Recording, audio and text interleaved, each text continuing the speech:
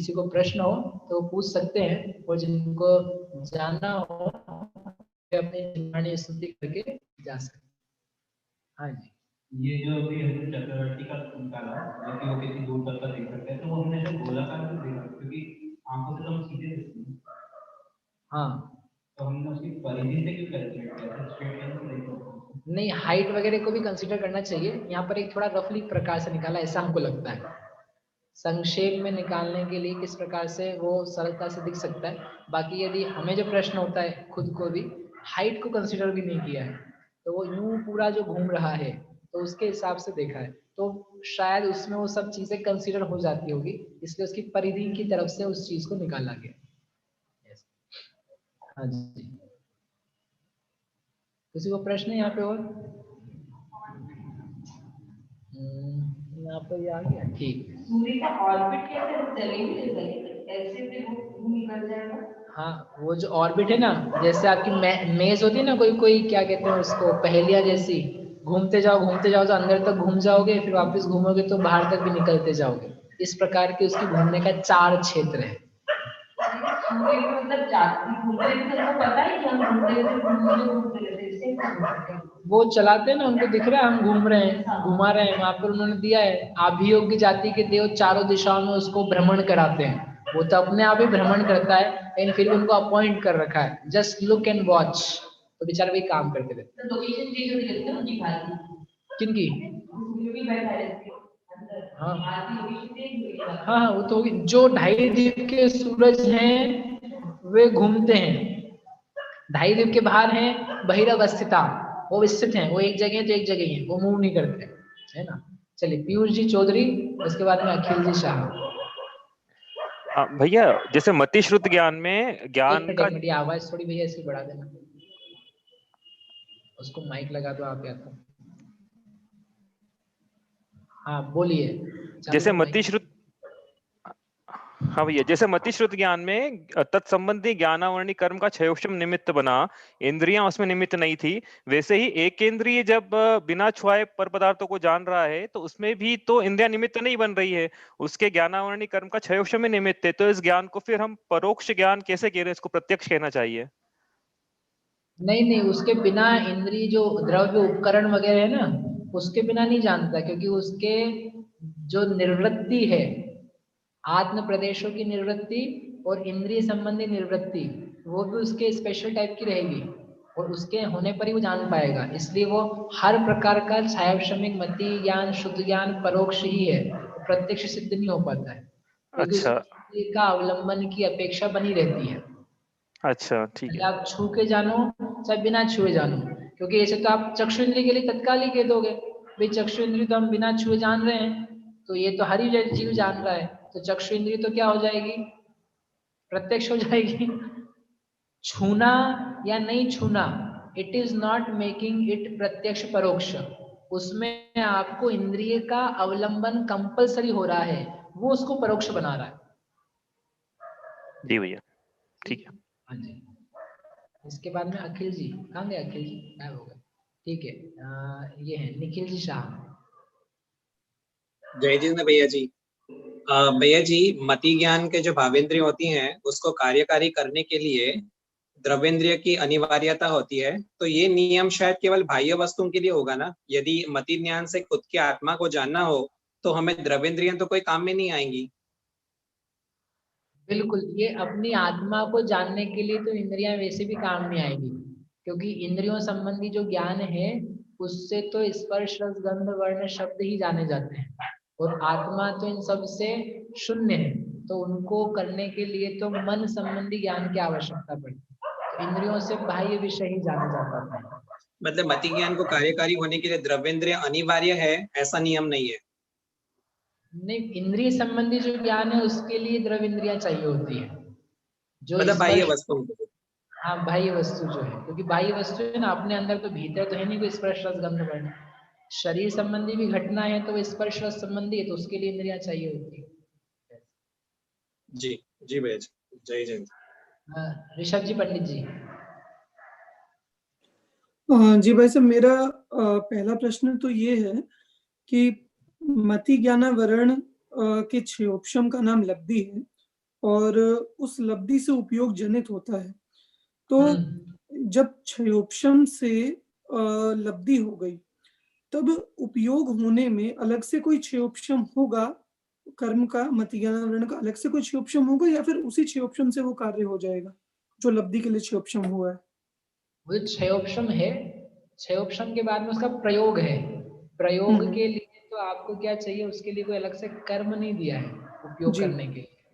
वही उपयोग कि मतलब एक लब्धि है और फिर मैं इस गेय को जान रहा हूँ, ये इस गेय को, उसके लिए कोई अलग से कर्म नहीं है। वो आपका खुद का फिर व्यापार है, पुरुषार्थ है, या अगर लगाना ही है तो तत्त संबंधी वीर्यांतराय कर्म के क्षयोपशम, जिससे बल यूज करके आपने वो किया। या वास्तव में चीजों में थोड़ी रैंडमनेस भी होती है, आप क्या जानोगे वो कर्म डिसाइड नहीं करता, आप डिसाइड करते हो। ठीक है। कुछ और चीजें स्वतः आती रहती है, हमारी इच्छाएं नहीं होती है, चीजें चल। जी, तो क्षयोपशम का मुख्य संबंध लब्धि से ही है, मतलब उपयोग से नहीं। मतलब मेरे ठीक। क्या। हाँ, और इसमें वैसे भी एक दूसरी बात ये थी कि लब्धि और उपयोग, ये दो भेद केवल मति ज्ञान संबंधी ही क्यों लिए? उपयोग तो शुद्ध ज्ञान में भी होता है, तो उस संबंधी लब्धि क्यों नहीं कहा? नहीं, उसमें भी होती है। चारों जो ज्ञान है क्षयोपशमिक, चारों ही ज्ञानों में लब्धि है और उपयोग है, क्योंकि जो जी जी उघाड़ है वो उघाड़ हाँ। लब्धि है और उसका जो प्रयोग है वो उपयोग है। तो पर भाई साहब, मनःपर्य ज्ञान भी लब्धि और उपयोग है। ये भाव इंद्रिय की परिभाषा देते हुए वहां सिर्फ मति ज्ञानावरण जनित क्षयोपशम कहा, मति ज्ञानावरण के क्षयोपशम से जो जनित। उनकी चर्चा चल रही है ना, तो पहले भी प्रश्न आया था, तो हमने कहा था इसमें इंद्रियां बताई अकेले, और मति अच्छा, ज्ञान इसीलिए इंद्रियों से ज्यादा विशेष रिलेटेड है। इसीलिए मति ज्ञानावरण है, बाकी होती चारों में ही है, चारों ज्ञान। ठीक, हाँ, चारों की होती धन्यवाद। है ना। कुंजन जी, इसके बाद में लक्ष्मी चंद जी।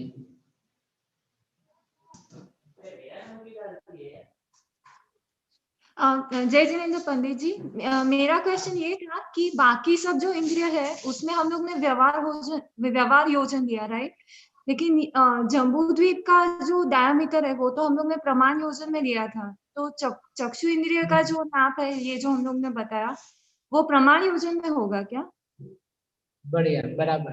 आप, इनका प्रश्न है कि बाकी सब चीजें व्यवहार योजन में कही थी, 9 योजन, 12 योजन इत्यादि, और जो चक्षु इंद्रिय का विषय क्षेत्र है, चूंकि जम्बूद्वीपी प्रमाण योजन में बताया जाता है, तो जो एरिया निकाला है वो भी किसमें है, प्रमाण योजन में, तो वो प्रमाण योजन में ही है। और बाकी जो शेष बताए हैं योजन में या धनुष में, वो सब व्यवहार योजन में ही है। ओके। बराबर। और दूसरा क्वेश्चन था कि हम बोलते हैं ना कि तारा टूटता है, तो आपने बोला कि हर तारे के अंदर वो जिनालय रहता है, तो वो क्या रिलेशन होता है? वो भी मेरा एक क्वेश्चन बना हुआ है, मुझे पता नहीं, मैंने अनेक लोगों से पूछा, मुझे उत्तर मिला नहीं कि वो तारा टूटता है, उल्कापात होता है, तो उसका क्या मीनिंग है। तो अभी वो हमें सीखना बाकी है, मेरे ज्ञान में नहीं है। तो जब ठीक मुझे पता है, लगेगा तो मैं अगली बार बता पाऊंगा। ठीक है। ठीक है। हाँ जी। लक्ष्मी चंद जी जैन, इसके बाद में नीरज जी। भैया जी नमस्कार, जय जिनेंद्र। हाँ जी। मेरा प्रश्न था कि मुहूर्त में आपने 24 मिनट बताए। मुहूर्त में 24 मिनट नहीं बताए, घड़ी में 24 मिनट है, एक मुहूर्त में 48 मिनट है। शायद हो सकता है मेरे मुंह से गलती से निकल गया हो, बाकी अच्छा, मुहूर्त में 48 मिनट होते हैं। ठीक है साहब, धन्यवाद। ठीक। हाँ, नीरज जी, इसके बाद में पूर्ति जी लोधा। भैया जी, आपने एक बात बताई कि जो लब्धि उपयोग और लब्धि और उपयोग रूप भावेंद्रिय होती हैं, ये इनके माध्यम से शक्ति और शक्ति का प्रयोग बताया आपने, और निवृत्ति के बारे में बताया कि उससे संबंधित जो प्रदेश होते हैं वो उन विषयों को जानने में सहायक होते हैं। तो मेरा प्रश्न ये है कि क्या जब हम उपयोग लगाते हैं तो क्या वो भी तत्संबंधी निवृत्ति स्थित निवृत्ति द्रव्येंद्रिय स्थित प्रदेशों के माध्यम से ही लगता है, या उपयोग तो पूरी आत्मा के सभी प्रदेशों में लगता है? नंबर 1। नंबर 2, क्या लब्धि जो होती है, फॉर एग्जाम्पल हम स्पर्शन इंद्रिय की बात कर रहे हैं तो, या चक्षु इंद्रिय की बात कर रहे हैं, तो जो लब्धि होती है वो आत्मा के सभी प्रदेशों में बराबर होती है तत्संबंधी विषय के लिए, या स्पर्शन इंद्रिय की जानने के लिए, उघाड़पने के लिए, या वो भी उन विशेष जो प्रदेश हैं, जो निवृत्ति संबंधित प्रदेश हैं, उनके लिए होती है। ठीक, इनके दो प्रश्न भाई साहब की क्या था? पहला कि जो निवृत्ति है जिस जिस विषय की, वहां जानने से विशेष कुछ फर्क पड़ता है, वहां से जाना जाता है क्या? तो जो हमने आपको एक एग्जांपल दिया ना बीच में फोड़े वाला, जानता तो पूरी आत्मा है, ज्ञान की पर्याय यानी इंद्रिय संबंधी भाव इंद्रिय की उपयोग रूप पर्याय कहीं हो कहीं ना हो, कहीं से जहां से पैदा हो रही वहीं पे पाई जाए, बाकी जगह ना हो, ऐसी टूटी टूटी टुकड़ी टुकड़ी वाली पर्याय नहीं होती है। पर्याय जो भी होगी किसी भी द्रव्य की वो पूरी होती है। तो जब पूरी होती है तो उपयोग रूप पर्याय भी सर्वांग में होती है, लेकिन उसकी उत्पत्ति का आधार क्या है? वो आधार निवृत्ति है, क्योंकि वो निवृत्ति को आधार नहीं मानोगे तो हर कहीं जगह से क्या होने लग जाएगा? हर किसी इंद्रिय का ज्ञान होने लग जाएगा। पीठ से भी देख सकते हैं अपन, पेट से भी देख सकते हैं, पेड़ से भी देख सकते हैं, इन वहां से नहीं देखा जाता, क्योंकि ना वहां उपकरण है और ना वहां निवृत्ति है, ना अभ्यंतर निवृत्ति है। इसलिए उस निवृत्ति का भी अभ्यंतर और बाह्य दोनों का उस ज्ञान के होने में निमित्त रूप कारण है। लेकिन वो जो पर्याय ज्ञान की पैदा हुई वो सब जगह होगी। जैसे एग्जांपल देता, फोड़ा, दर्द हो रहा है इस क्षेत्र के माध्यम से, लेकिन जो दर्द हुआ है वो केवल इस एरिया में नहीं हुआ है। आपको दर्द कहाँ पर होगा? पूरी आत्मा में दर्द होगा। ऐसा तो नहीं होता किसी को चाटा लगाया है तो चाटा लगा वो मेरा बस गाल दर्द दे रहा है, गाल में दुखा, बाकी सब जगह नहीं दुखा। क्या आपको दुखा? यानी जो आपको फीलिंग आई, मुझे लगा, मुझे अच्छा नहीं लगा, दुख की संवेदनाएं जैसे सब जगह आती है, यद्यपि उसका आधार कोई एक स्पेसिफिक प्लेस होता है। सिमिलरली ज्ञान पैदा होने का निमित्त कारण कोई स्पेसिफिक प्लेस है निवृत्ति रूप से, लेकिन पैदा ज्ञान कहाँ होता है? सब जगह होता है। ठीक है, समझ में भाई साहब? धन्यवाद धन्यवाद। और दूसरा प्रश्न था कि सब ये लब्धि जैसी की अलग अलग है। लब्धि जो चौषम है ना वो तो सब जगह एक जैसा पाया जाता है।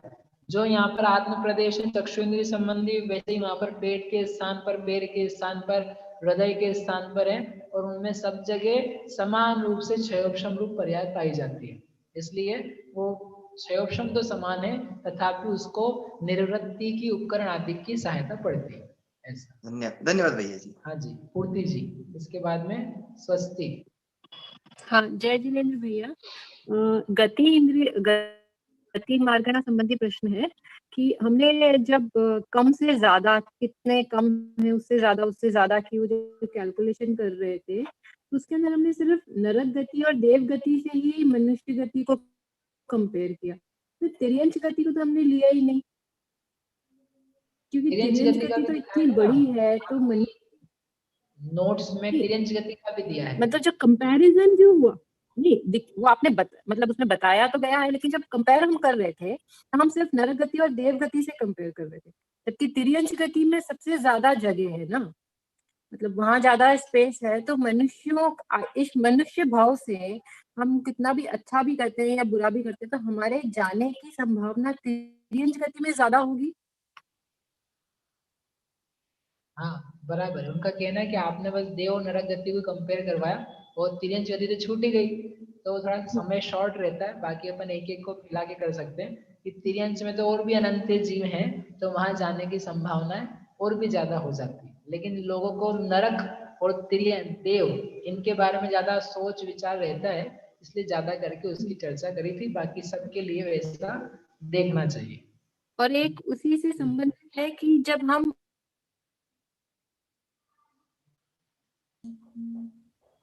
हाँ बोल रहे हैं, क्या बोल रहे हैं? आपकी आवाज कहाँ चली गई? अच्छा म्यूट हो गया वो। एक मिनट उनसे पूछ लेते हैं एक बार। आपको अनम्यूट किया? आपको? हाँ बोलिए। हाँ, तो जब हम 6 पृथ्वियों की गणना कर रहे थे संख्याओं की, तो उसके अंदर जब द्वितीय पृथ्वी की जो गणना की थी हमने, उसके अंदर हमने श्रेणी बटा 2 की पावर 12 रूट श्रेणी जो फॉर्मूला था, तो उसके अनुसार मतलब मैं जब दूसरी संख्याओं को गणना कर रही थी, दूसरी बड़ी संख्या को लेके, तो इसका उत्तर जो है मतलब कहीं न कहीं श्रेणी के बहुत नजदीक आता है, मतलब आधे से ज्यादा श्रेणी या उससे भी मतलब 80-90% के बीच में इसका आंसर आ जाता है, क्योंकि 2 की 12 जो पावर एक है मिनट, आपकी दो आवाज की नहीं आ रही 12। हमको। हेलो हेलो ले लेता हूँ। हाँ हेलो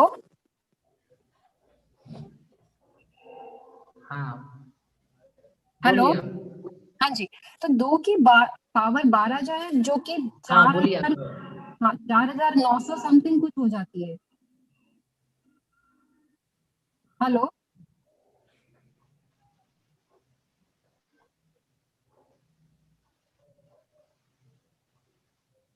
आप है ना मुझे हेलो लिख दीजिएगा, मैं देख लूंगा उससे। आपकी नेटवर्क की प्रॉब्लम हो सकती है तो। हाँ स्वस्ति, उसके बाद में योगेश जी। जय जिनेन्द्र भैया, वो जो 9 मुहूर्त वाला मतलब 9 निकाला, वो 9 का रीजन समझ में नहीं आया। अच्छा बहुत बढ़िया। वो क्या किया हमने, 9 इसलिए निकाला कि 18 मुहूर्त में पूरा दिन हो जाता है। 18 मुहूर्त का दिन रखा था ना, 30 मुहूर्त की दिन और रात्रि है। तो एक दिन ऐसा आया कर्क संक्रांति में श्रावण महीने में, जब दिन होता है बहुत बड़ा 18 मुहूर्त का, और रात होती है 12 मुहूर्त की। कितने हो गए दोनों मिला करके? 30, यानी 30 मुहूर्त आपका दिन रात हो गया। तो इसमें से 18 मुहूर्त में आपको सूरज दिखेगा, राइट? तो 18 मुहूर्त में सूरज जहां से दिखेगा और पूरा सर्कल करके जाएगा आपके जम्बूद्वीप के भरत क्षेत्रीय एरिया से, तो वहां से लेकर आधा जो है वो है आपकी अयोध्या, और अयोध्या से लेकर फर्दर वो आगे जाएगा तो अस्त हो जाएगा। तो आप बीच में हो, तो आप 18 मुहूर्त में पूरा दिन कवर करते हो, तो आधा 9 मुहूर्त में कितना कवर करोगे? तो इसलिए हमने 9 मुहूर्त का टाइम लिया।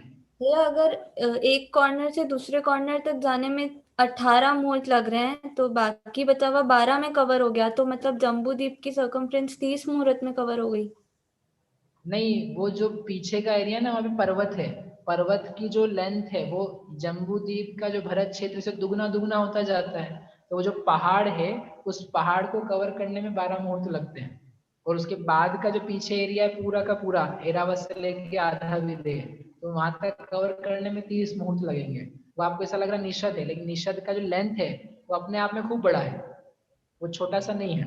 विदेह है 64 गुना भरत क्षेत्र से, और निषद है 32 गुना, तो ये इतना सा है। और वो निषद की स्टार्टिंग से समझो इधर से उदित हो रहा है, तो पूरा 12 मुहूर्त में उसको निषद निकालना है। ठीक है। ठीक है, और भैया तो एक इसलिए पूरा सर्कल करने में तो उसको 2 दिन नहीं लगे।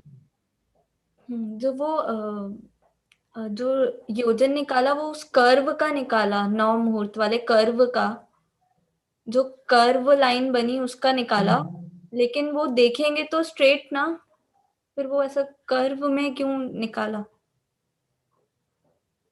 हाँ, वो इनका भी प्रश्न था ये भैया का, आदित्य का, कि वो ऐसा क्यों निकाला। हम देखते रहे सीधा है, देखते हुए सीधा है, लेकिन वो हाइट को भी कंसीडर करना है।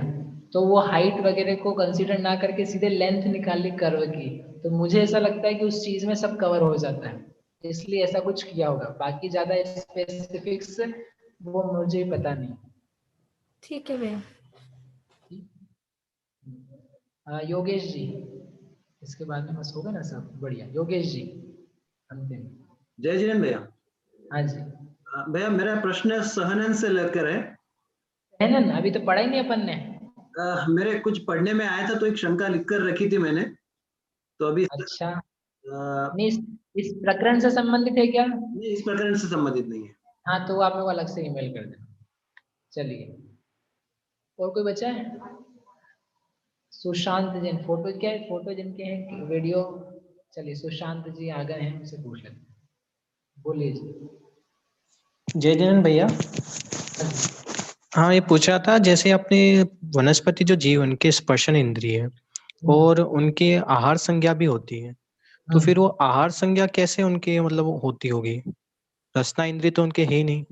अरे, ये इतने पेड़ पौधे ही नहीं, ये भी तो रस खींचते हैं।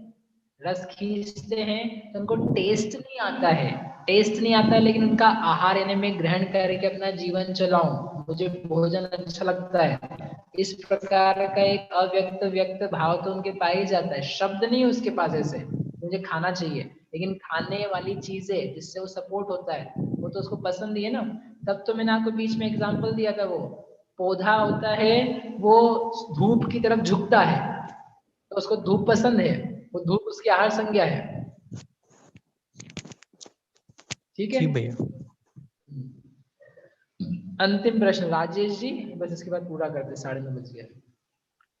भैया हाँ जी, जी। जो निषद से आपने बताया जब सूर्य उदय होता है, जब चक्रवर्ती दर्शन करता है, हाँ तो फिर वो पूरे ही 18 मुहूर्त ही दर्शन कर सकता है ना चक्रवर्ती, तो फिर जब बाद में भरत क्षेत्र में उसके पास में आएगा ना सूर्य, तो वहां से उगा तो वो एरिया कम आएगा ना, हम मैक्सिमम निकालना चाहते हैं। जब अधिकतम एरिया है तो इतना है, कोई 47,000 योजन जान सकता है तो 45,000 तो जान ही लेगा, और तो कम जान ही लेगा।